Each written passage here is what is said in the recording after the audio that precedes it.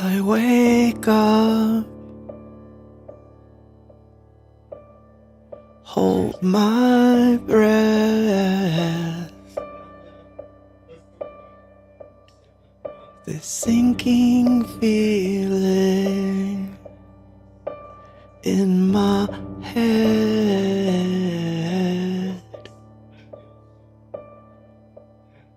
The sun comes in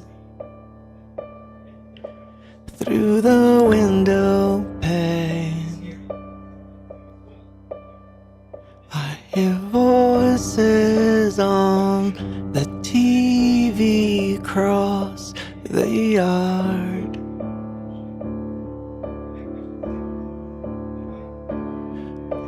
Maybe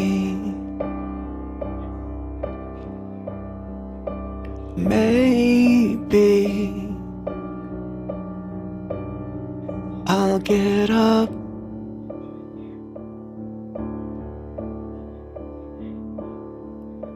Maybe I'll get up. I'll get up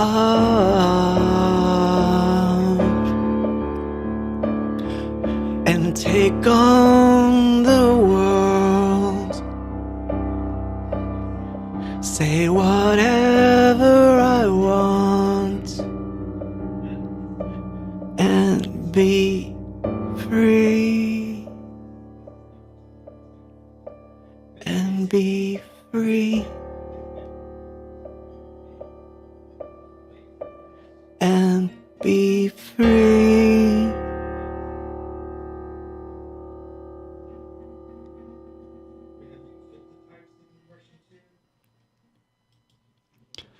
Hello, all you lovely people in there.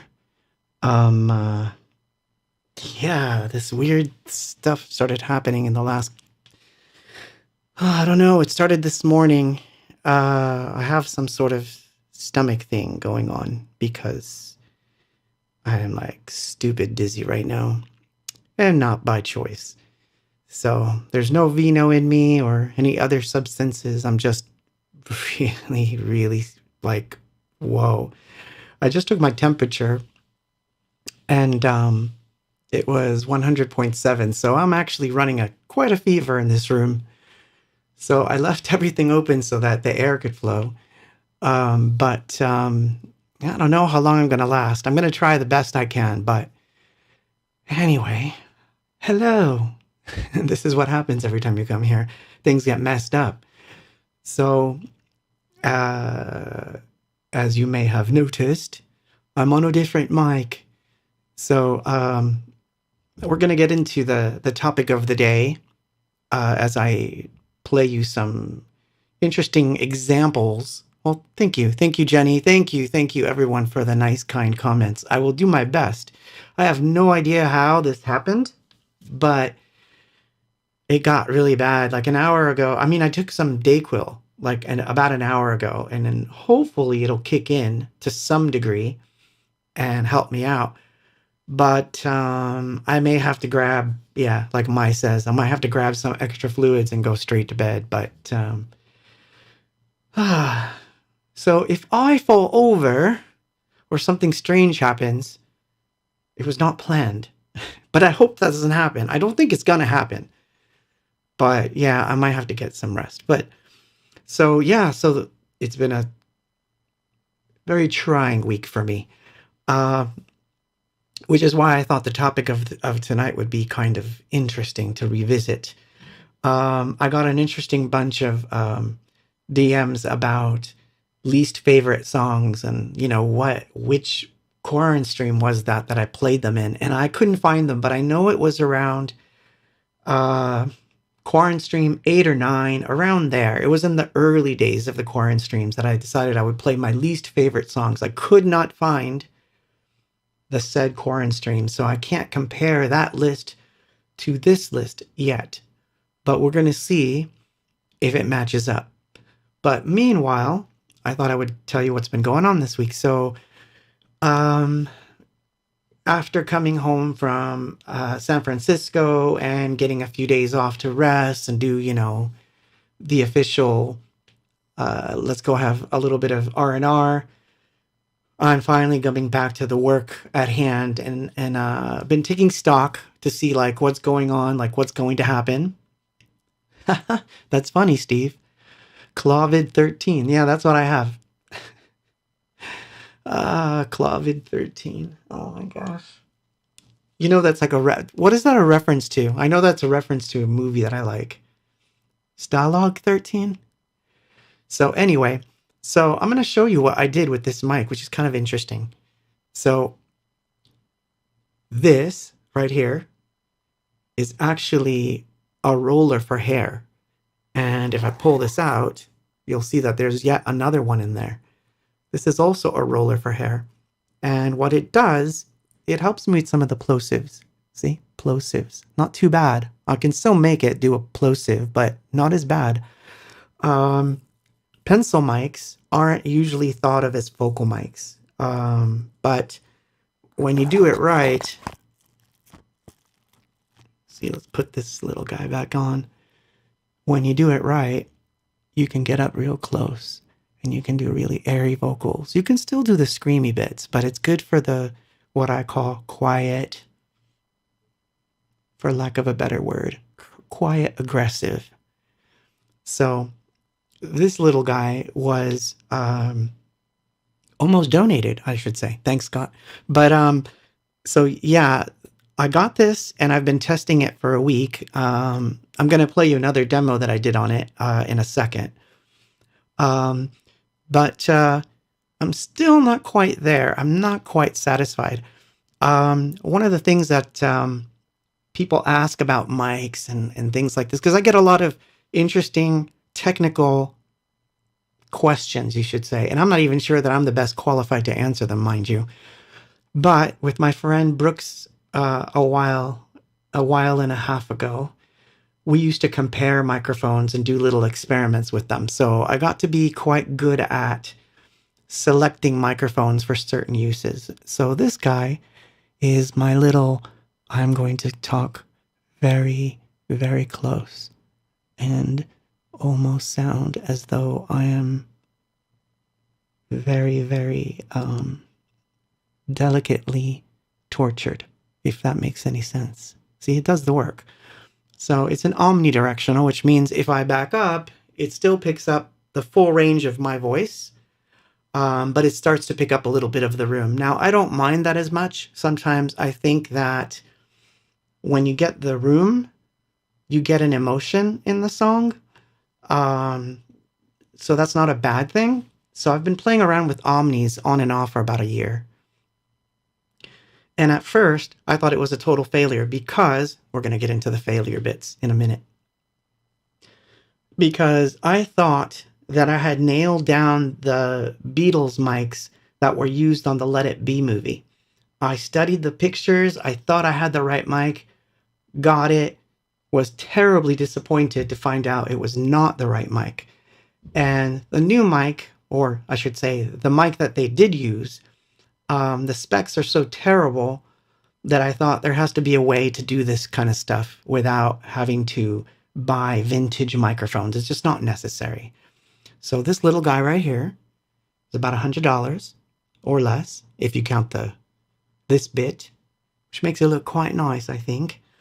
It has excellent rejection, and as you can hear, as I get close, you have not too overwhelming of a bass boost. That's because I'm in Omni mode. So you can tell me what it sounds like if you think you like it or not. But obviously, it works for quite a bit of different things. The idea was that I'm going to take this mic with me on the road and pack it with the rest of the gear so that if it gets lost or something happens to it, it's not as big of a deal as if I take... Where is it? Can I show you? Maybe I can. Maybe not. Oh, overhead closer, maybe?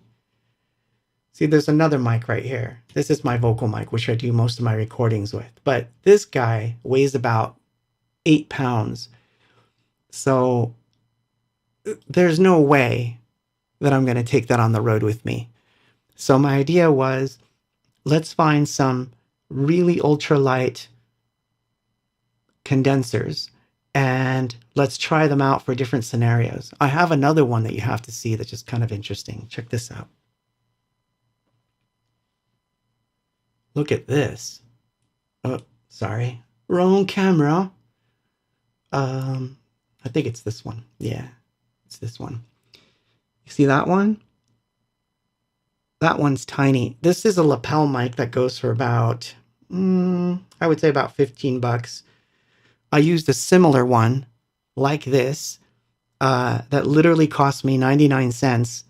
And I took it with me on the road, and I had gotten hit up by another artist to do a vocal, which I did, and I recorded it on a dollar mic.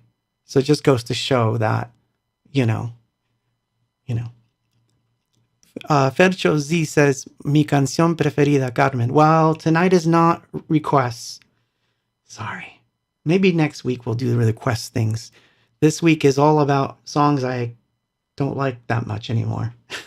Carmen's not one of them, thankfully. But anyway, so let me play you the other experiment I did. This one, obviously I didn't do a video for it. I just recorded it. It's a really strange demo. But I'll put on the overhead and you can hear it for yourself. And this one's called Strange Thoughts.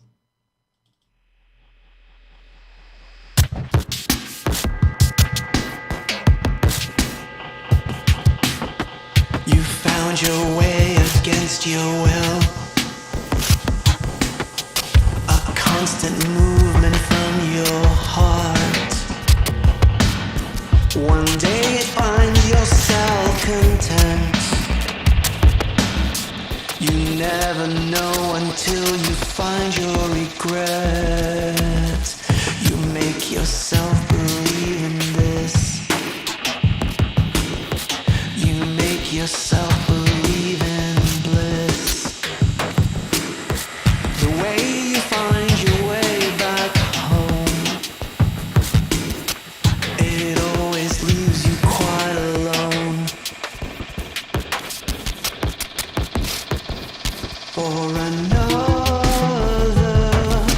daydream, another day with a scream, another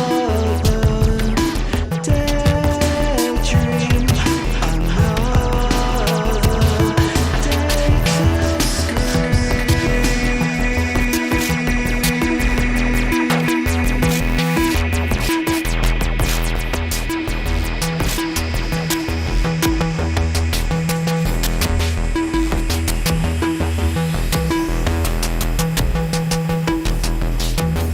another day to find relief. Yes, I will never live it down. I will never hold on. There is no setting to forget. Only a preset in my head. There is no little handling noise.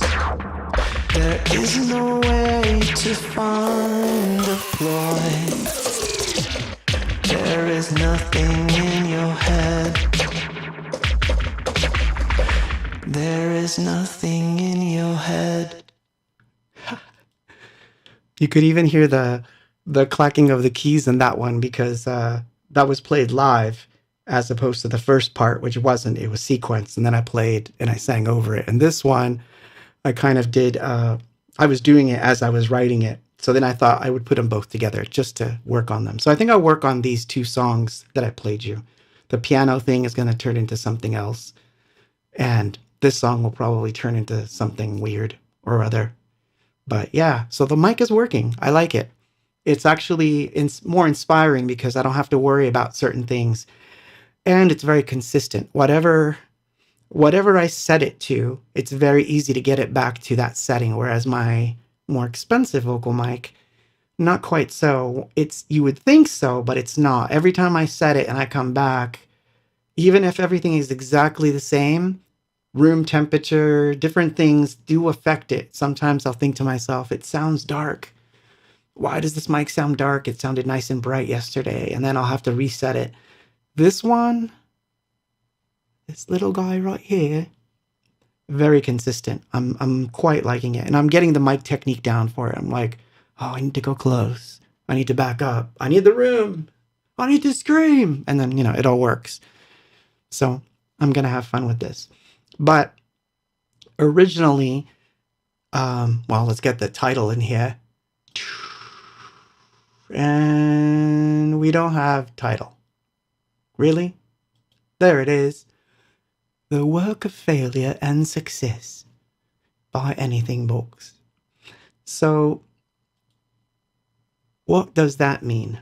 Well, it means that you have to try stuff that you're not going to like, that you think that you may even throw away, because if you don't do that, you're not going to get to the good stuff. If you try to regurgitate the same sounds you love, the same things that you go to, you're not going to find anything new. So that's one aspect of what I'm talking about. And in some of these instances, I will tell you that I failed, and the experiment went completely where I didn't want it to go. However, that said, it is what it is, and you learn from it. So this particular batch of songs that I'm going to play, they're kind of all over the place production-wise. They could be very minimal and dynamic, or very compressed and very full of tracks. The reason that I will get into with each one that I don't like them anymore is because, I will feel that I've made a mistake where I was headed, and it was too late to correct it on release. And I don't mean technical mistakes, although I could lump technical mistakes into it. I would say thoughtful, ideological mistakes. Things where I said something and then I thought, is that really how I want my thought to go years later? So that kind of thing. So that's what we're going to explore while I have 100 and something, almost 101 fever. I'm like totally like, whoa. It's so weird. I will have to get up and use the restroom every 5 seconds. You will notice. And I'm not kidding. I've been like, oh my God. Man. Yeah, we'll see how long I last. But I thought it would be fun for you guys to see how I experiment with different things and what comes out of it, good and bad. But mostly bad, because it's the bad that I'm exploring. So when I recorded this particular song, it was 1988. We had some shows coming up, and I remember playing this to the band, which at the time was Mikey and Danya, of course. And I remember Mikey sort of liking it, which works in his goth sort of side, and Danya was quite abhorrent to it. And I was in the middle. I thought, it's a good song. I like it. But we wound up never playing this live, and we never released it. I quite like the arrangement, but the lyrics of the song take a subject matter where later on I thought to myself, do I really want to influence people to think in certain terms? Because this is what happens as you start getting popular. Now, I'm not saying that every artist should censor themselves, because that's not what I'm talking about. If you have something to say, flip and say it. No holds barred. That's not what I'm talking about. What I'm saying is the thought that you have to express really coming from the real place, or is it momentary? Is it a momentary feeling that tomorrow you will regret? And that's a very different thing, because if you put something down where it's temporary, it could be argued that it will come back to haunt you in some way. And this song kind of haunts me sometimes because I went through a period where I thought I might be an atheist. And so I wound up writing a bunch of songs that I thought reflected this scenario. And later on, I thought, I don't, I don't agree with this song at all. And so, like, how am I going to play this live? And that's another thing about me that you might want to know. Are you still there? I'm not seeing the chat moving, so I'm like, either everyone's really listening, or I'm just being boring and they all left. Oh my god. So let me know you're there. But so yeah, like there was this thought in my head where I had seen obvious, I will say, gestures from organized religion, which I felt were very hypocritical. And so I was very hypocritical of organized religions. Heaven is a good song in that vein where I thought there's something to be said there. So I can still sing that song because the criticisms that I have are still there. So those criticisms are valid for me, so therefore I can sing it. But if I sing a song that basically questions the existence of something which I do believe in, then I'm not really truly being honest with the audience because I'm singing a lie. So this is the weird thing that happens in artist's head. So this is an example of one of those songs. So I'm going to play this song. It's from 1988, and you guys can figure out where you stand on it. But this is not a song you probably would ever hear me play live. Just saying.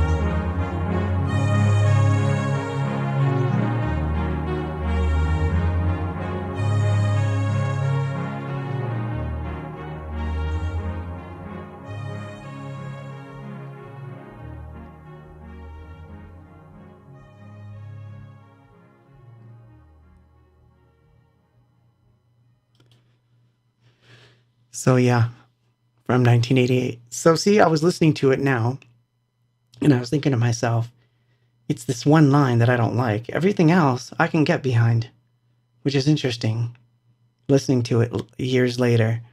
But it was one of those that every so often, like, I would bring it up, and then it would be like, no, not that one, because yeah, it's just not the one. And then we wouldn't go past that point. Uh-oh, something's happening. But so yeah, so it's one of those weird things. Ira says, good interlude dividing an album. Yeah, well, sort of. Well, if you will excuse my being a shill at this moment in time, this song is on Bandcamp. It is. It's on one of the old releases, the black and white one. One of those. It's the black and white one. So it's on there, and I think it's a much better sounding version than this one. But so yes, it is on Bandcamp. See, this is why you should be following me on Bandcamp. Artifact One, as Eric nicely said. So yeah, there's a couple others in there that have those kind of a feel. But so now, failure. Let's talk about failure. What does that mean? Well, for me, it can mean a lot of different things. So, for example, I have this debate quite often with a couple of friends and family, where we discuss the validity of being signed. Meaning, it's like the argument always goes like this: if you hadn't been signed by Sony, you wouldn't be as known as you are. So therefore, all the bad stuff that happened had to happen the way they happened, and there's no reason to keep regurgitating the bad stuff. I agree with that point. I quite do. Actually, I'm talking to the wrong camera. No, I agree with that point. Actually, that's gonna hurt. Ugh, it all hurts. So, yeah, it's true. It's true that if it wasn't for the fact that we had a hit, and by the way, I'm going to talk about Living in Oblivion in a second. It could be argued that because we had a hit, more people knew who we were, therefore more shows, blah, blah, blah, blah, blah, and then that's why things are good. But it does rear its ugly head where I think, yeah, but I didn't have to make the mistakes I made, or certain types of failures that I made were not cool. Like, it wasn't cool to lose half of ownership of everything I owned. That was not cool.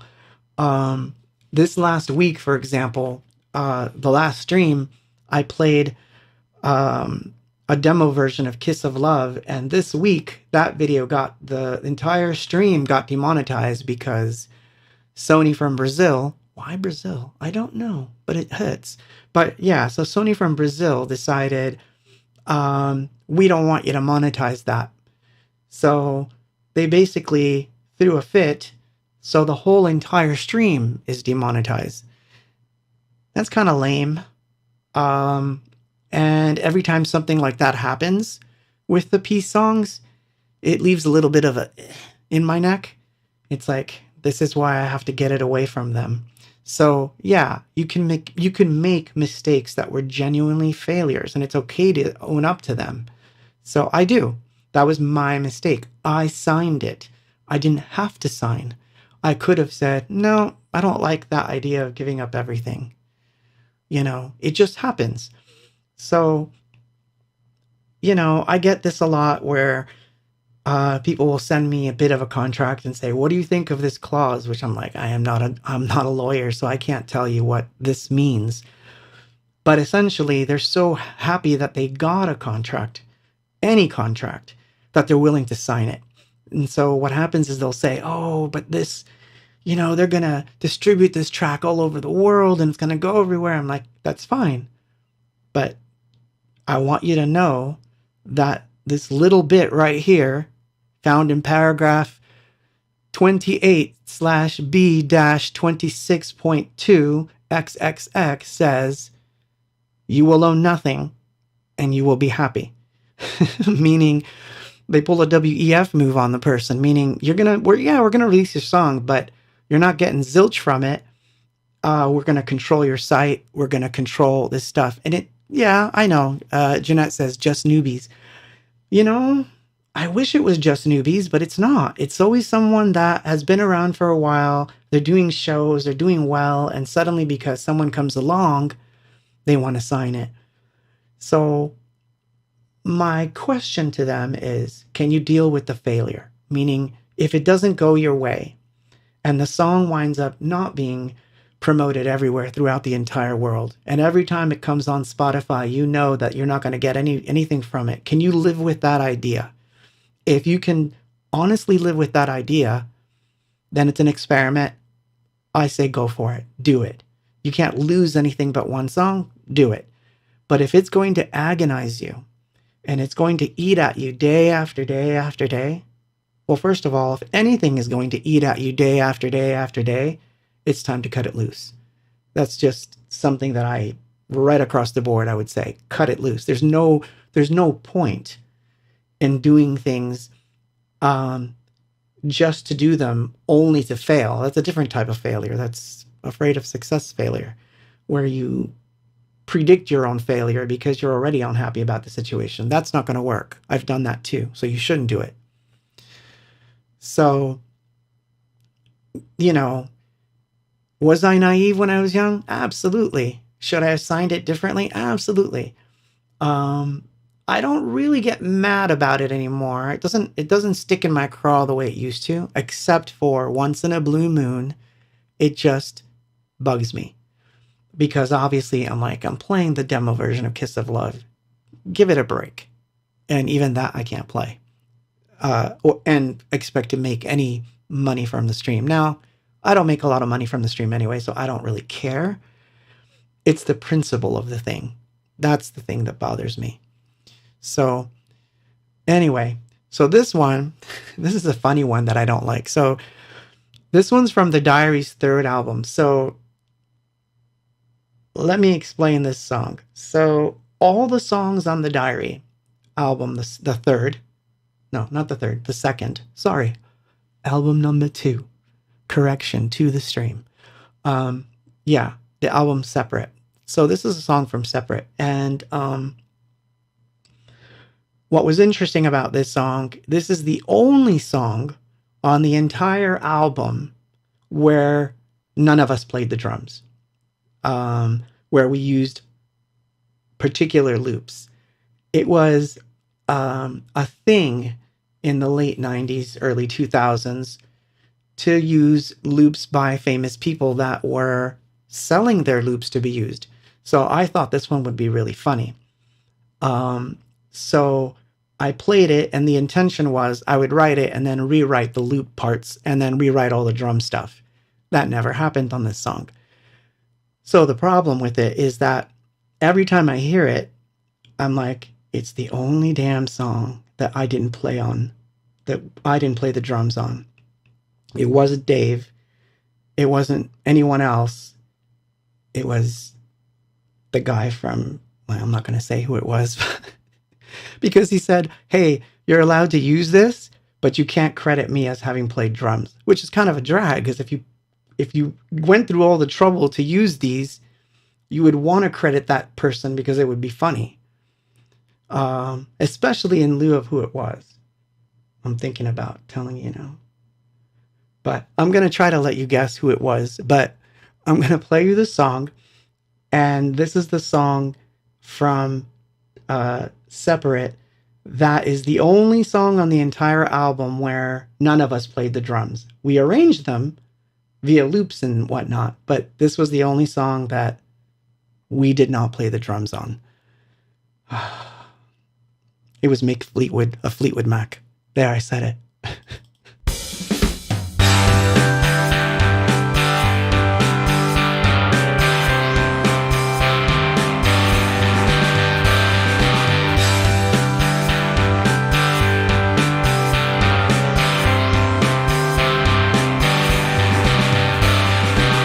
I give up, you give in. I don't know what to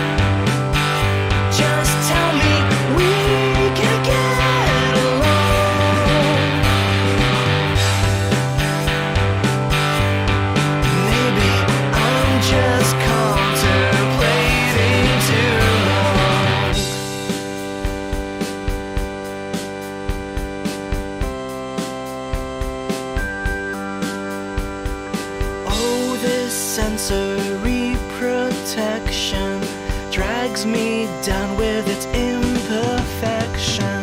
I'm left standing in your shadow. Wish my thoughts weren't half as narrow. What you want may not be the same.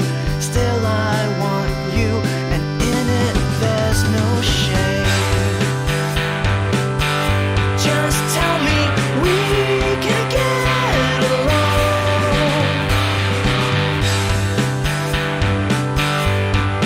Maybe I'm just contemplating too long.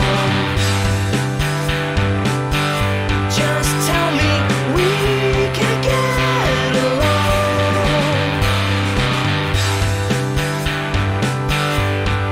Maybe I'm just contemplating too long.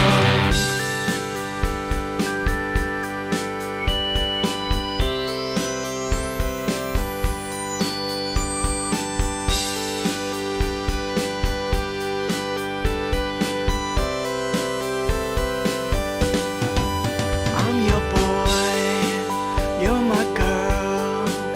With a boy and a girl, there is nothing wrong. You're my girl, I'm your boy. With a girl and a boy, there is violence. At first, I thought you said, I think every one of us would forgive you if you wrapped it up and sent it to him. And I thought, hey, that's a good idea. See what I mean by good ideas or not good ideas? I don't think I would want Mick Fleetwood to listen to this track. But if you did, Mick, you did a good job. So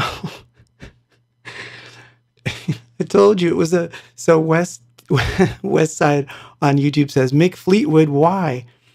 Exactly. Why? I don't know. I think what it was is that I'd gotten it as a promo and I thought, oh my God, he's even doing sample packs. Because this was the dawn of like everybody had a sample pack. You could get a Skinny Puppy sample pack. There was an Erasure. There was an Erasure sample pack at some point, right? Vince Clarke did one. So there was all these weird little sample packs. And so I thought it was funny that it was Mick Fleetwood, because I thought there was nothing on here that I'm going to use. I know there isn't going to be something that I'm going to use. And of course, that particular loop and those particular fills worked perfectly. So the idea was, let's use it and let's use it and then, redo it. And that didn't work. So in the end, I just got embarrassed. And so it was one of those I just kind of keep that one to myself. Mistake. But it's funny because the rest of the people involved loved it. So Dave thought it was funny. We all thought it was really funny. And we wanted to put it on the credits, drums on track 2 by Mick Fleetwood, because we thought it would be so funny. But then we read the fine print and he said specifically you could not credit him as playing those drums. And we were like, oh man, that took away the whole feeling of wanting to do it. Eric says, fun fact, did you know Stevie Nicks was raised here in El Paso, Texas? I did not know that. I did not. How's that song go? I'm a few years older than you. She's never mind. Cradle robber she is. No, I'm kidding. But I'm not losing my mind. Or maybe I am. I'm not sure. I'm trying to have fun with this because some of it's embarrassing. Some of these are embarrassing stories. So then comes an album that at first we were all behind. So this is The Universe is Expanding. We're on this album now. And so we were pretty obvious that we were going to pursue some pop isms on this record. And it's a weird thing to go in that direction. But before I tell you what song and before I play them, let me back up and tell you more about this week because it's interesting. So if you haven't watched it on, was it Netflix? Yeah, it is Netflix. If you haven't watched the story of Wham, you need to watch it. Whether you're into Wham or not, or George Michael or not, you need to watch it. It's so good.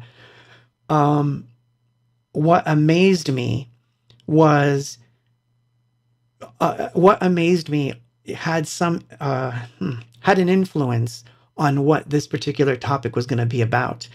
They were not afraid to fail. They would do anything that they thought of doing to be funny or to be fun, because the idea was they were going to have fun, break into the pop market, and be huge. And so I thought it was interesting how there was nothing they wouldn't do. They would just try it all, whether it worked or not. And they rose quite quickly for those first 2 years. If you watch that documentary, what I want you to focus on that they don't talk about, I didn't forget Jose. About living in oblivion, I didn't forget. The fever hasn't gotten me all the way yet. Ugh, maybe. But so, yeah, one of the things I noticed was that in the 4 years that they were together, they worked effing hard, man. They tried everything, including re-recording songs, working with very famous people and then rejecting the mixes. These are things that I'm sure that there are people in your circle that will say, that's a bad decision. That's a fail. Don't do it. So my response to that, my visceral response to watching it was, yep, it is good to fail. You need to fail. You need to try things to push yourself forward and do things that you might not think of doing. And these things will have an impact on whether you carry on with the experiment that you're on or whether you're going to take a step back. So, getting back to the living in oblivion thing, I wanted to get this out of the way. You're going to be, if you're wondering, living in oblivion is not on this list. It is not on the list of songs I don't like.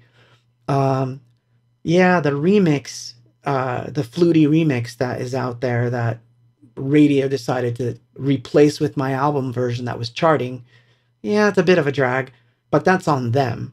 I don't despise the song in any way, shape, or form. So it's funny to me when someone asks, so you're tired of that song, aren't you? You don't want to ever do it again. And I'm like, no, like that thought never even crosses my mind.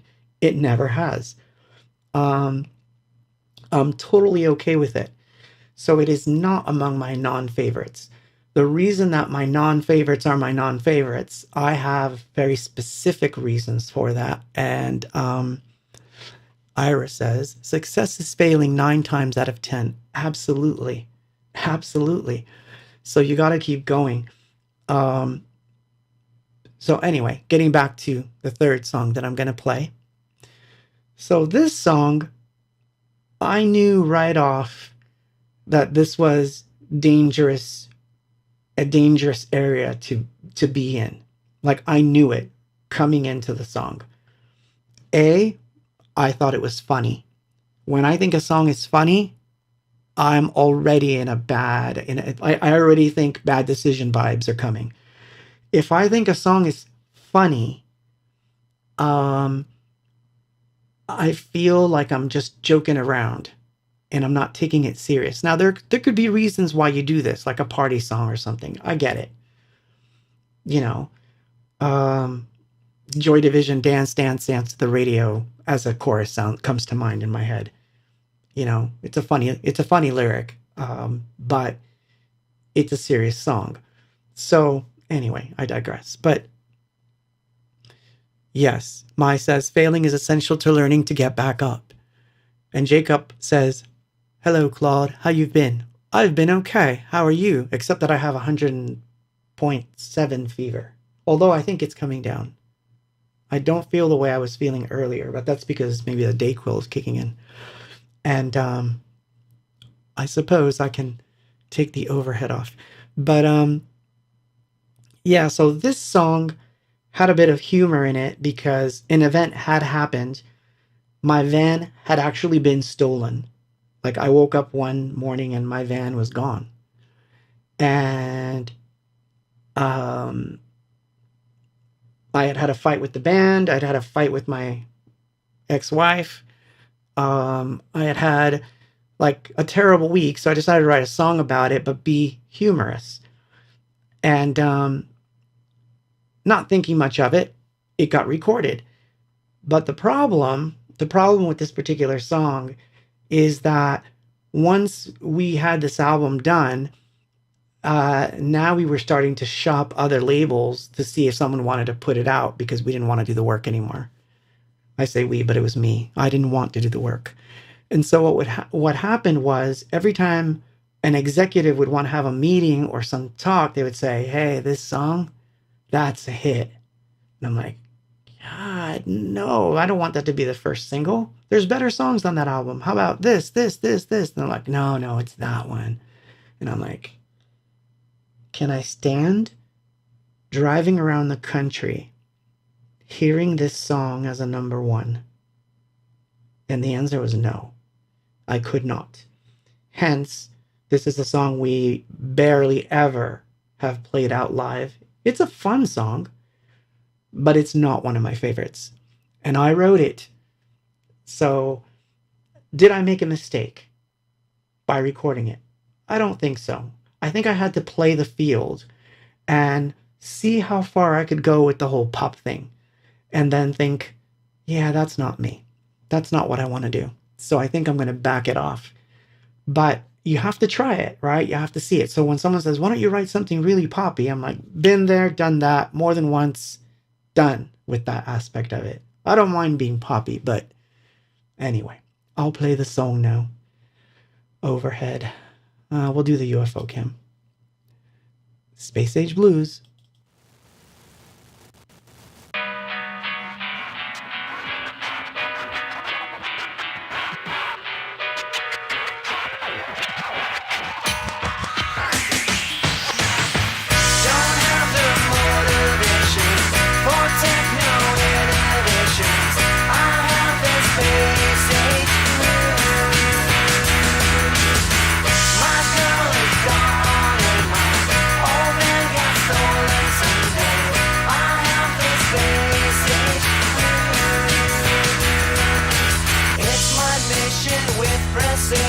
Found a way to speak against the opposition. Yet my brain feels the same.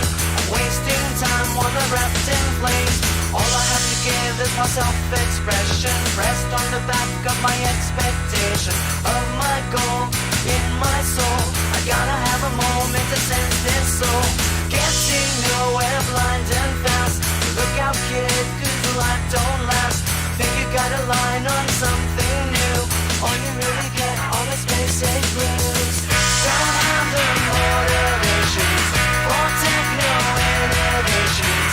I have the space age blues. My girl is gone and my old man got stolen someday. I have the space age blues. I got to say what I feel so strong. Never had a doubt we would end all wrongs. Streets are filled with angry suckers trying to pull a dime from their empty pockets. Meanwhile, halfway across the world, some poor kid gets shot down cold. By and large, it's just old news, 'Cause everybody's got the space age blues. Don't have the motivations for techno innovations. I have the space age blues. My girl is gone and my old man got stolen someday. I have the space age blues.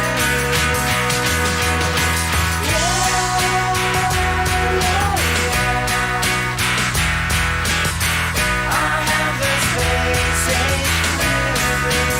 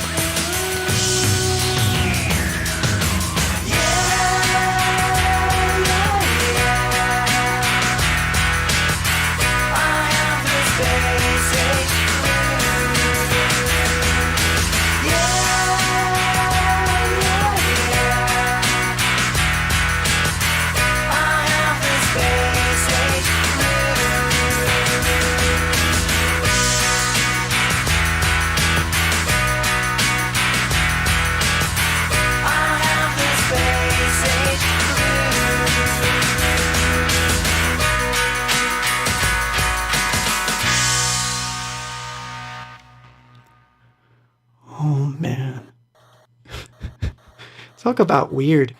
So yeah, that's weirdness right there. That's like super super weird. And first of all, I want to say thank you to Ira for that super chat. Thank you for that. I do appreciate the super chats and the tips on the Buy Me Coffee site and all that good stuff. I do. I do appreciate it. Seriously. Um uh as an aside to all that, which I just want to bring up, um one of the reasons that I love coming to the stream is because it's the closest thing I have to a show of any kind when I'm between shows. Because what happens is that, oh, there's this weird, ugly depression thing that happens after I get off tour. It's like immediately when you're on tour and you've had like this crazy ride, you want to get off. And then once you're home, you're like, what is happening to my life? What is going on? What have I done? And then you go crazy and then, you just want to like get back out there. So the streams are very, very dear to me, even when I'm not my 100% on point as I am tonight. I'm having the endorphin withdrawal. Probably. Man, I'm feeling it right. Like, I'm like sticky right now. Terrible. But yeah, oh, that van was terrible, by the way. The van that was stolen was terrible. And after we got the van back, I had to clean it out because someone had used it on a joyride and there was like bags of potato chips and everything like that all over it. And the entire ignition circuit was gone. And the only way you could start the car was by sticking a screwdriver into the ignition shaft and turning it. And then the car would start. So for a couple years, that's how I actually used it. Like I would literally start the car with a screwdriver. Messed up. Anyway, so was that a mistake? Yeah. I definitely think that was a mistake. Looking back at it now, the reason some of those songs never make the cut when I play out is that feeling of like, I can't get behind them. So out of all the songs on that album, which actually let me bring it up real quick because I want to look. I can't obviously remember every song that's on every album. I'm sorry if you think I'm that smart because I'm not. But let's see. Here we go. So out of all the songs on that album that I ever play out, Isolation 99, Best Friend, Clean, I think we played Nervous once, but chickened out after that. I would have probably played that again. But yeah, we tend to stick to Best Friend, Isolation 99, and Clean from that album. So if I ever play something from that album, it's one of those songs. I don't tend to, Relic is too hard. See, that's what I mean. It was too out there to play live, because then I tried rehearsing it and it doesn't work. But I'll get into that because there's a song coming up that you're not going to believe is on my non-favorite list. Some of you might get downright mad. But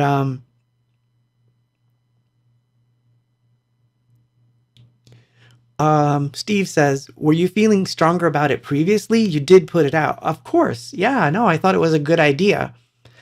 As you know, on that particular EP that you speak of, there's another song that's on my non-favorite list, which I definitely am going to play. It is literally one of my least favorite A-Box songs because everyone and their mother started to call me telling me that they'd sign me because that was a hit. And I could have taken the easy way out, but then I would have had to have had this particular song with me. But I digress because that's not next. So the next one is an interesting one because it ended an era. So this particular song had a sample in it.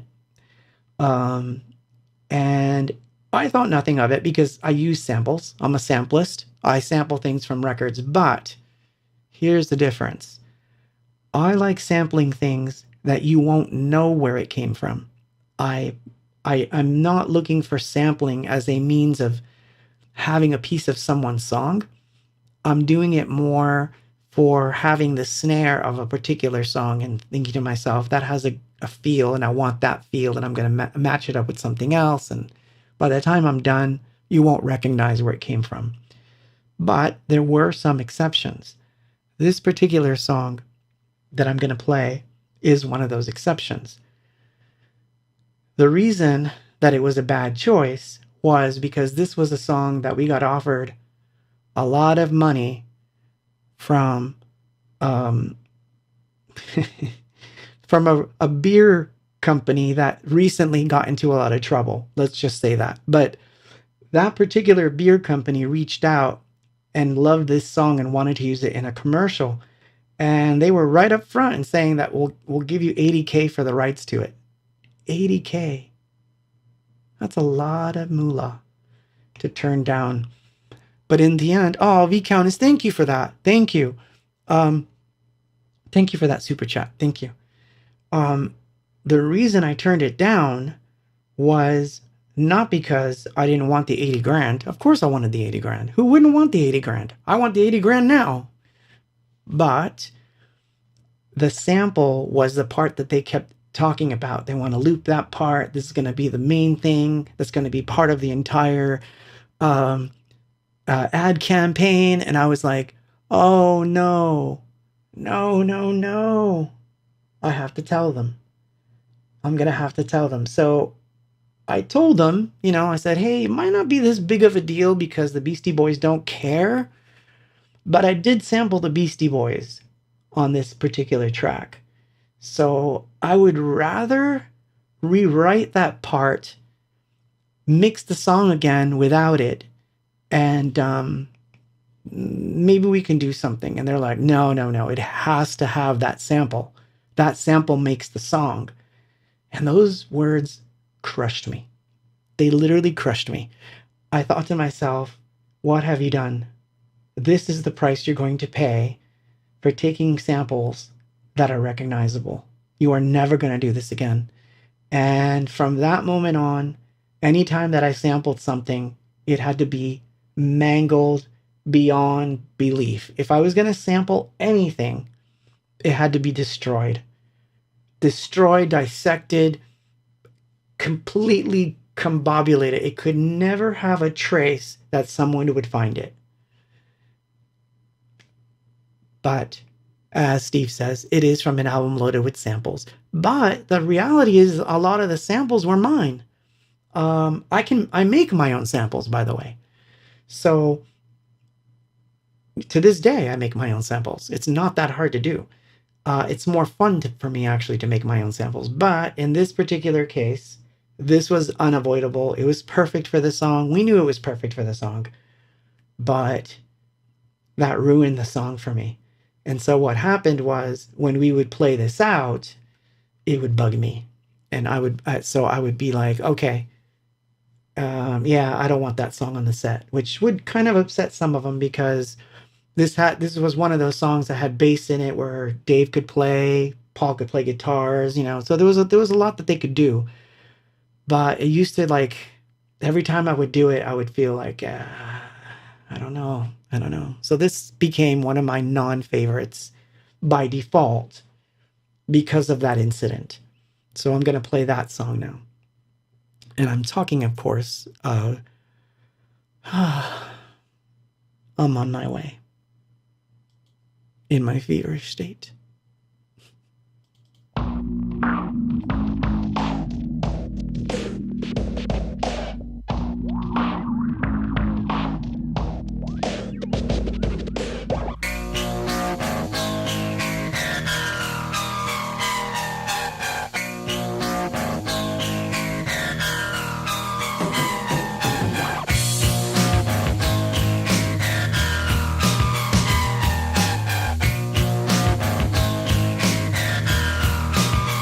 Here we go.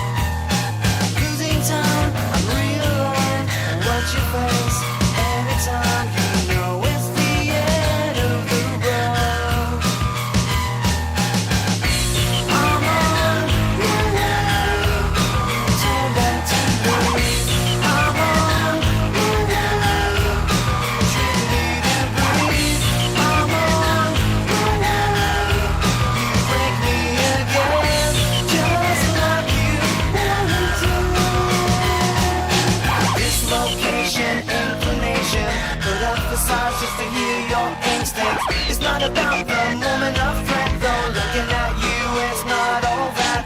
It's the liars and their lawyers filling up holes with the tragic notion. Move to the bottom of this desperation. Give love a chance to increase your chances. I'm on my way.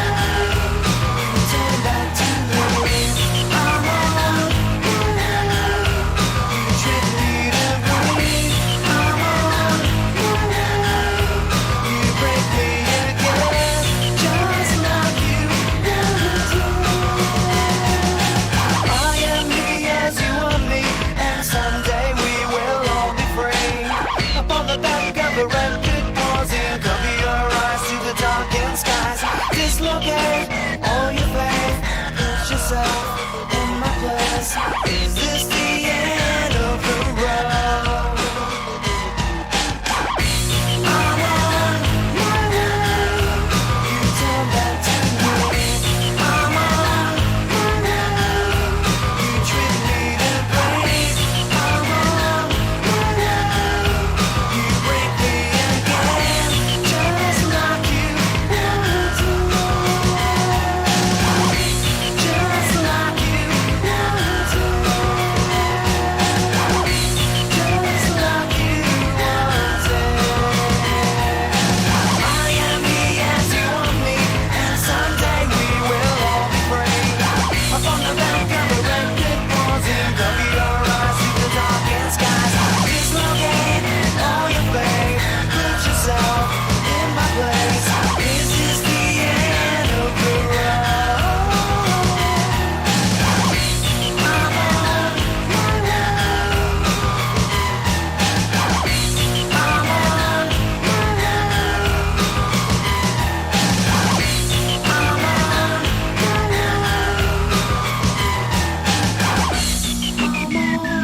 my way. I'm on my way. I'm on my way. I'm on my way.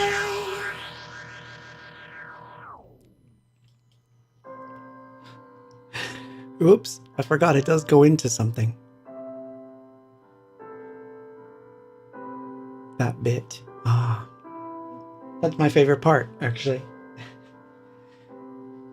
That's my favorite part of the song.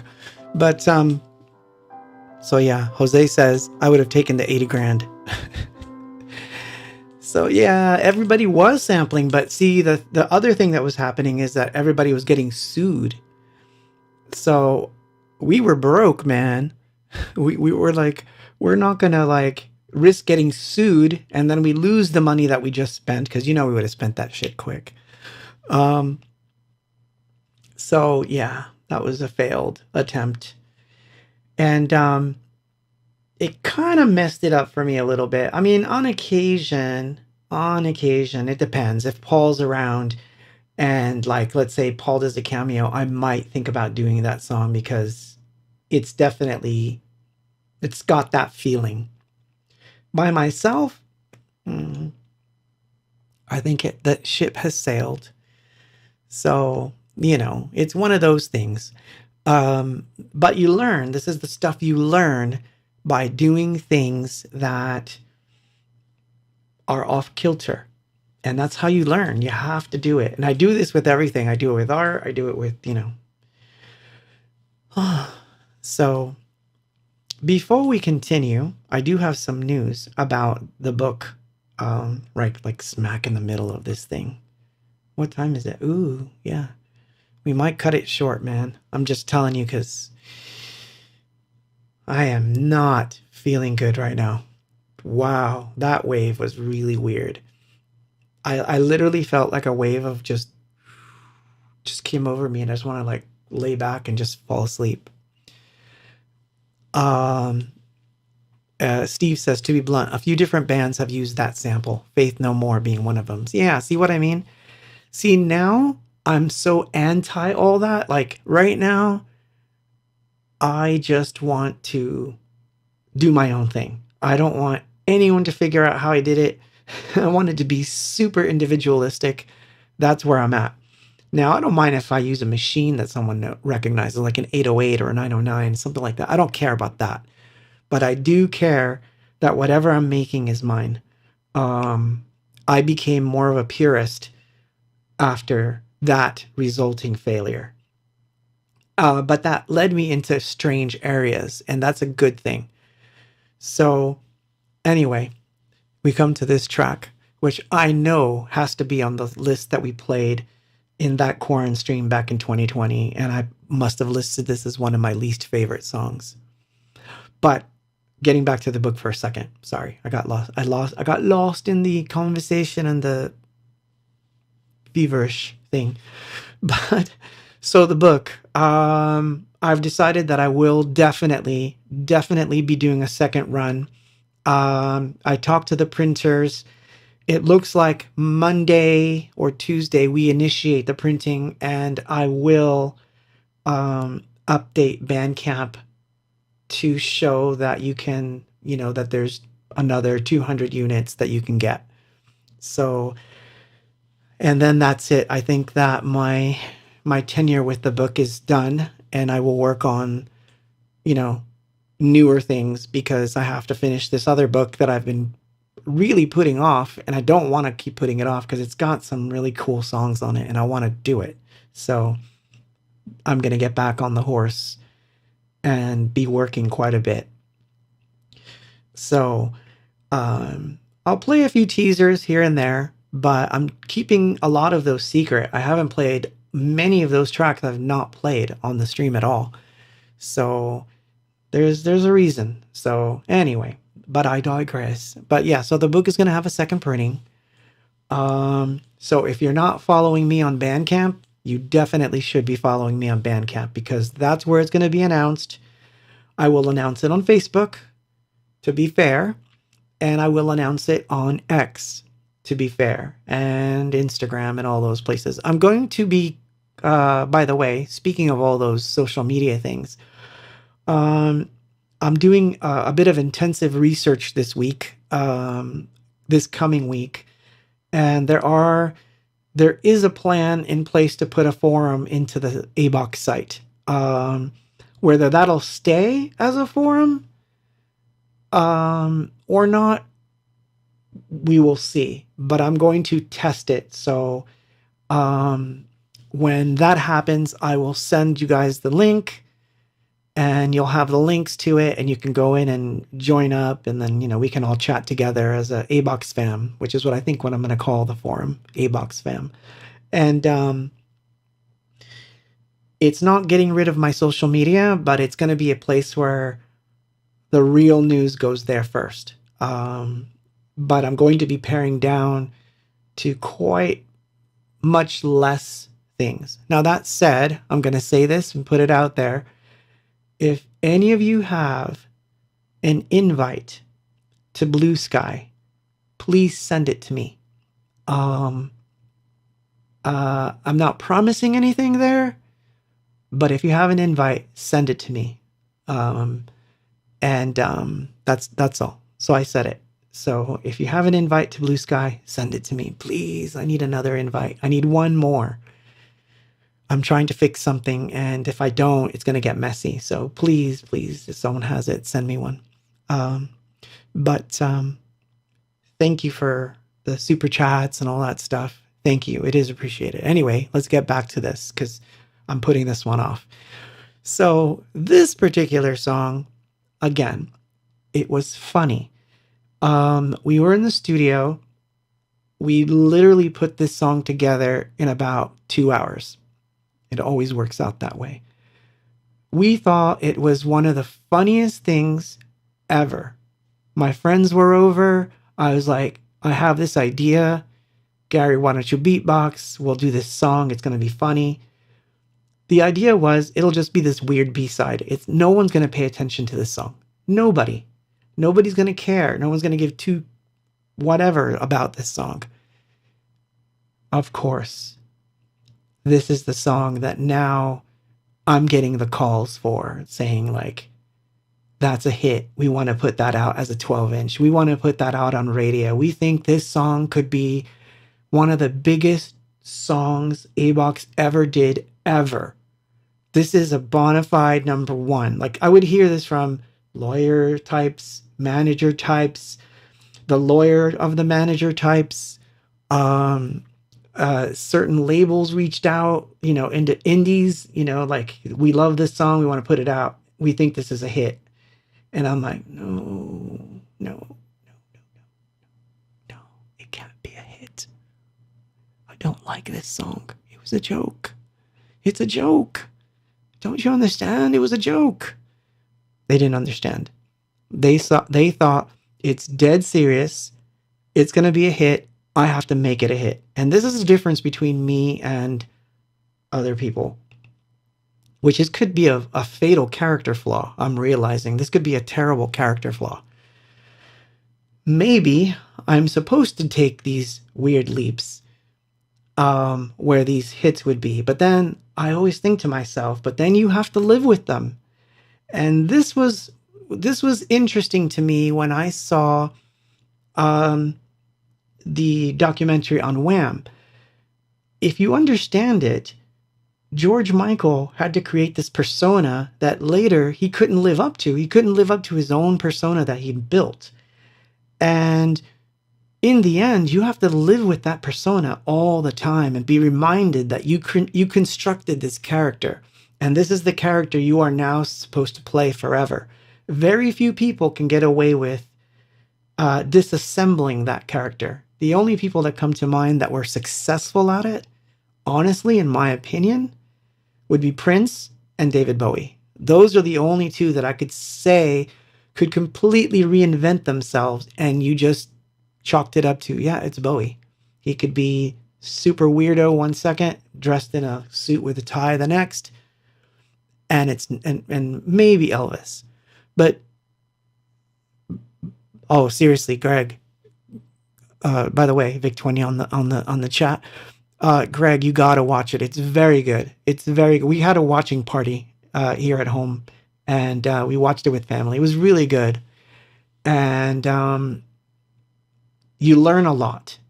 If you can look, most people that are artists will look between the lines of what's being said, and you'll understand how much hard work went into it. And yes, it's on Netflix. It's worth your time.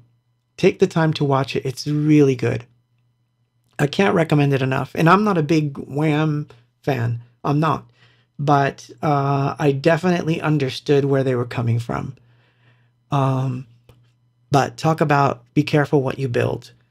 So here's a song that we recorded late at night, one night, just to be funny. Again, that word, funny.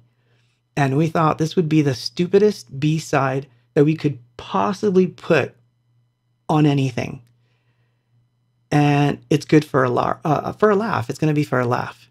We were horrified that everybody thought this was a single that could be the next big single and even surpass Living in Oblivion. Like, think about someone saying that to you and you're like, that song? Like this? So this is what happens. So here's the song. I will play it. Radio Static.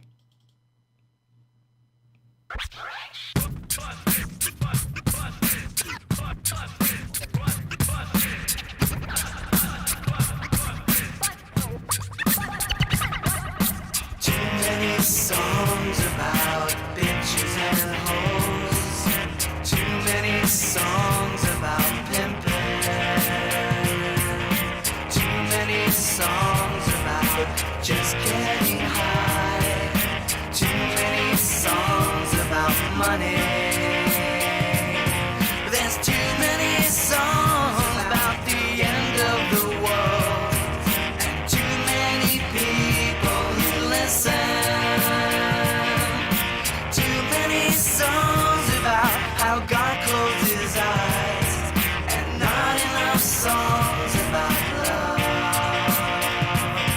There's not enough songs about love in the world. There's not enough songs about love. Deep in the ghetto, there's security shut down. No need to glorify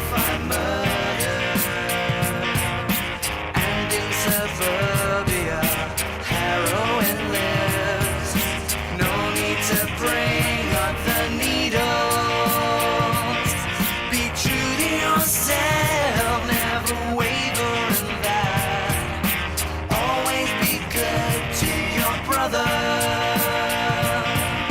Too many's gone by the death of a friend, and not enough songs about love.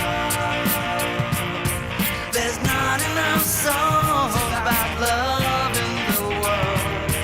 There's not enough songs about love. There's not enough songs about love in the world. There's not enough songs about love. Now it appears that I have your attention. Wish we could all realize there's too many songs about thousands of lies, and not enough songs about love. There's not enough songs of love in the world. There's not enough songs about love. There's not enough songs of love in the world. There's not enough songs about love.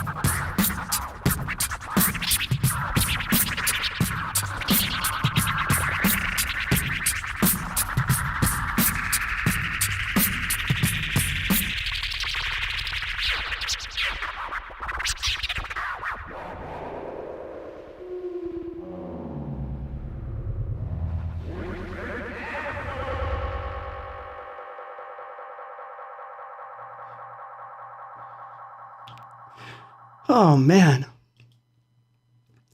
So yeah. So I can write a hit. Apparently. Oh my gosh. So yeah, can you imagine? Like, I kept saying, like, look, you could put it on the B-side, pick some other song. Like, we've got tons of good songs. And like, no, that song, it'll be on every I was hearing these words. It'll be on every radio station in the world. And I'm like, no, no, no way. No way. So yeah, it could be a character flaw, but I said no. And yeah, we lost a lot of talks with interesting people that wanted to sign me because of that stupid song. Oh man, I even had a meeting. No lie. I had a meeting with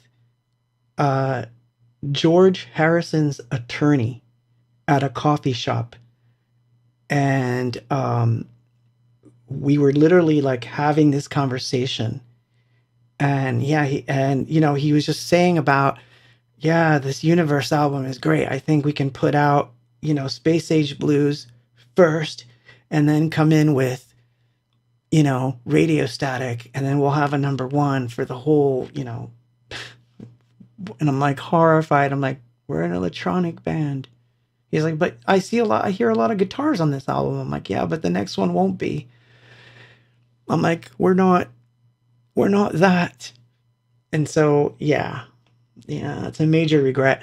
So again, am I mad that I did it? Nah.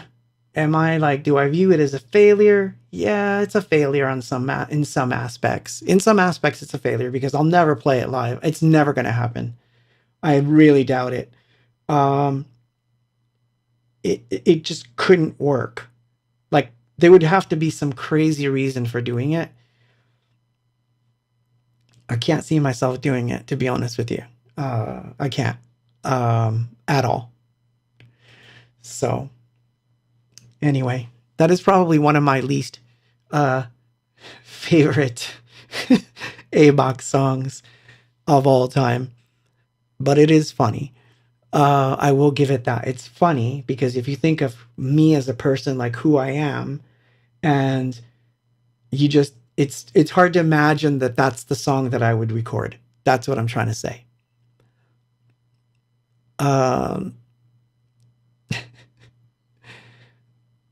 What? Westside says, I first learned about Anything Box. They put a big cardboard advertisement tied to the light poles near my high school in the 1990s. That's awesome. Can you imagine my horror if you said they put up this cardboard advertisement that said too many songs about bitches and hoes near my school? Like, I would literally like freak out. I would freak out. And not in a good way. But anyway. So this one's funny. I'm going to play the demo of this song. It's not that it's one of my non-favorites, but it's one that I get asked to play a lot. And I don't. I'm going to see if you can guess why I don't. But I'm going to play the song and then we'll come back because I'm going to drink some water and probably, I don't know what I'm going to do. I feel weird right now. So, and it goes to the overhead cam. And I'm going to play this demo.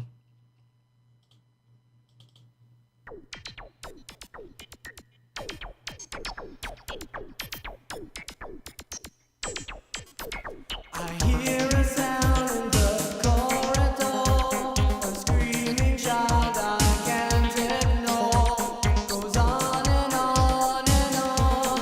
I press my ears. I can't make it go away.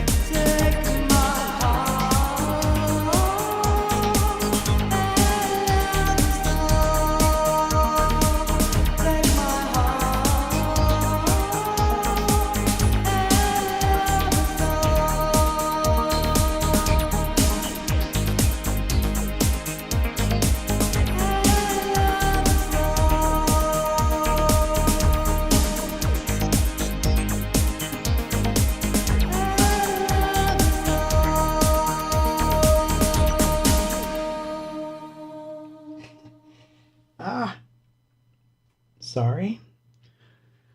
I had to fix the mic for a second there. So why is this on this list? Because so far you kind of got the gist, right? Like, I may not agree with the song philosophically anymore. Technically, the song is funny and the lyrics are not meant to be funny. Um, and I have to take it more serious when I'm on stage. So where does this fit in? So this one was hard to come to grips with because um, as I got older, I found it harder to hit notes that high. And it was a really big frustration. So uh, I remember going to Donnie and Paul when we were at rehearsal one day, and then we were going to do it. And basically, I was exasperated. I was literally like in quit mode. Like, I can't believe this is happening. I can't sing my own effing song. What's going on? I'm terrible. Oh my God, the world's going to end. And so she came over and said, just lower the key, man. Just lower the key until you can sing it. And we tried it, and it just wasn't the same. Like to me, it wasn't the same feeling. Like, I could sing it now, but it wasn't the same. So I would insist. I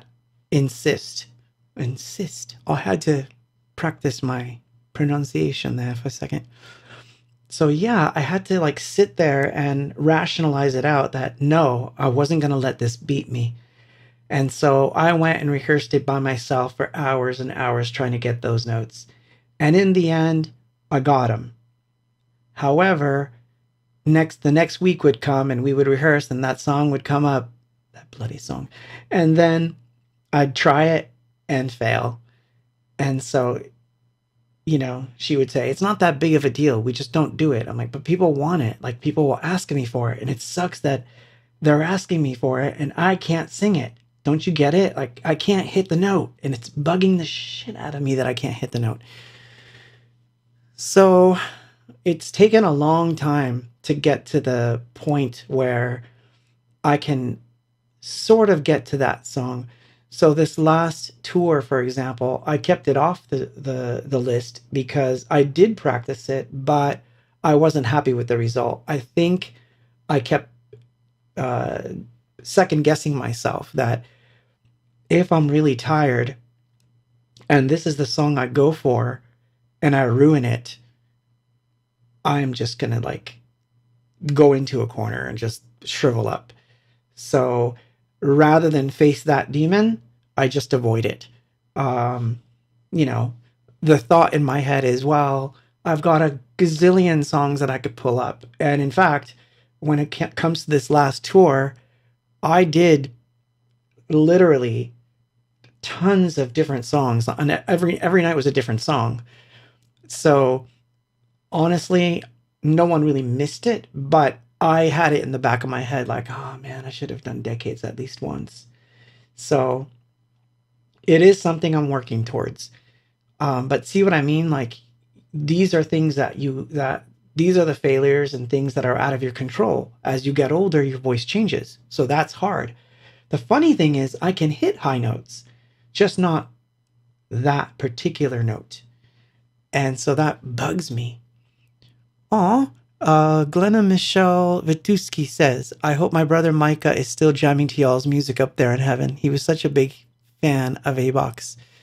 You know, Glenna, that I mentioned him in my Hope book because he was an awesome part of the forum and is greatly missed. So just so you know, I still think about Micah every so often. He invades my thoughts, as does a few other people that occasionally pop into my mind. Vega, Chris. So yeah, but thank you for being here and sharing with us. I think he would have enjoyed this one because he would have been like, dude, why do you hate this song? He would have been more But so yeah, if worse comes to worse, you have to just keep going and doing things. This is the way that as artists we grow. We have to fail. It's important to fail. Failure, it's not that failure is not an option. Failure is the start off point to learn from it so that the next thing you do will be better informed. This is what happens when you fail. This is why I don't mind if someone says, oh, that piece that you did, it didn't sell. I don't care. Like, I care. Why would I care? Do I want something to sell? Of course. Do I want something to become a hit and have millions of people listen to it? Of course I do. I wouldn't be in it at all if I didn't want people to hear it or see it. You know, art is one of those things that you're expressing yourself. So obviously you want somebody to see it. But at the same time, you have to be strong enough that when it doesn't happen, it's not that you suck. It's simply that whatever it is you were trying to do, you haven't hit it yet, and you have to do it again. And I found myself in this situation quite a bit. So, aw, so funny. Well, thank you, Mai, for that. Piddle britches, that's funny. That be the dog, I would say. So, yeah. So anyway, it's been nice. I do have quite a high fever going on. So I think I'm going to end it here and drink some water and get some rest because I think I'm going to need it because this is day one. So tomorrow will probably be worse. But I've got my arsenal ready to go. I've got my vitamins and everything I need. So it's not the vid, it's something else. It has, I feel it's like it's centered in my stomach. So whatever it is, it has something to do with food.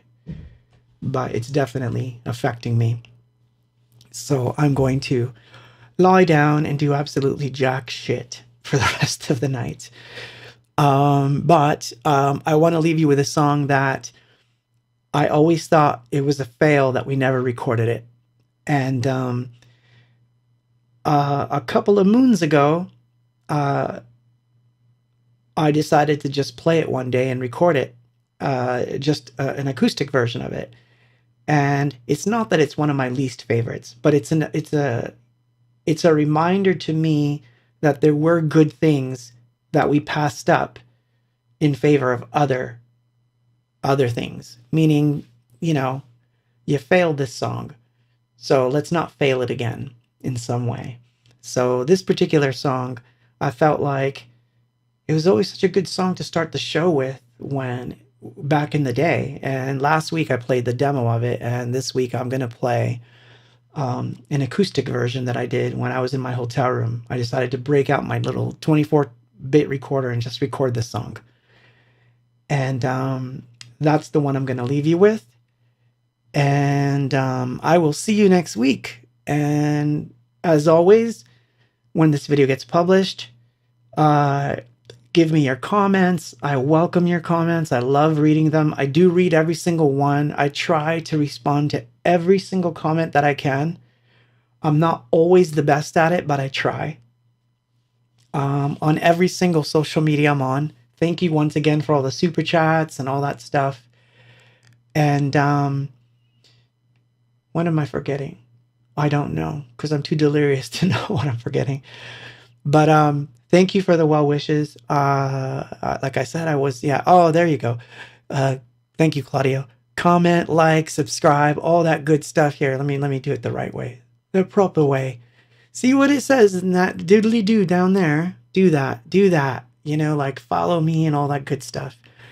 I have another mic I'm going to test this week. Hopefully it arrives this week. If it doesn't, well, you know. But anyway, I'm going to continue working on the songs and on the new record. And once again, the reminder is that the book, there will be another 200 copies released Monday or Tuesday, pending printer saying that it all is go. And so I leave you with a song that I wish we would have recorded in its electronic form, but I'm happy that at least I have this version. This is Welcome to My Church, and it's what I'm going to end it all off with. UFO cam on, Here we go.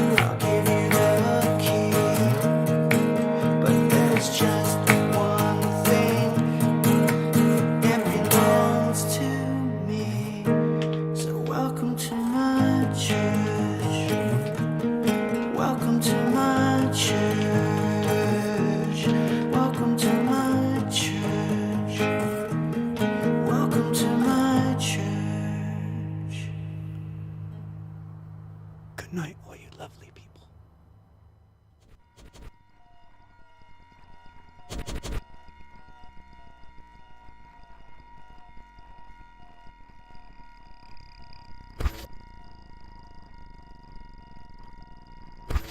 I'm part of it. Can't you see it?